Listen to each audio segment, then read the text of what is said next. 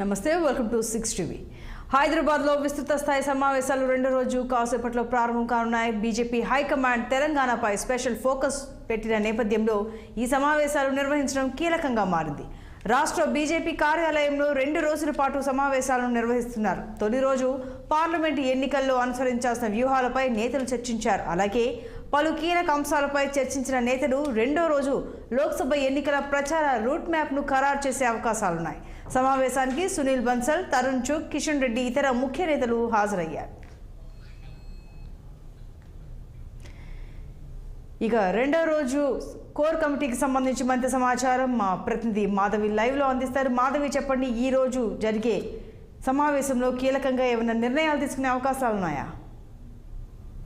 Thank you సంతోష్ని. ఇప్పుడు మనకి తాజ్ కృష్ణలో మాత్రం ఈ మీటింగ్ స్టార్ట్ అయినట్లుగా తెలుస్తుంది. బీజేపీ ముఖ్య నేతలు తరుణ్ తేజ్పాల్, అలాగే సునీల్ బన్సాలి, కిషన్ రెడ్డి, డికే అరుణ, డాక్టర్ లక్ష్మణ్, ఈటల రాజేందర్, అలాగే బండి సంజయ్ వీళ్ళందరూ కూడా అక్కడ సమావేశాన్ని ఏర్పాటు చేయడం జరిగింది. ఈ సమావేశంలో అమిత్ షా ఏదైతే దిశానిర్దేశం చేశారో ఈ ఎలక్షన్స్లలో మాత్రం పార్లమెంట్ ఎలక్షన్స్లలో దాదాపుగా 10 సీట్లను మాత్రం కైవసం చేసుకోవాలి అని చెప్పడం జరిగింది.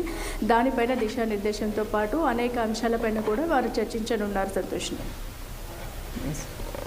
Right Madhavi, thank you.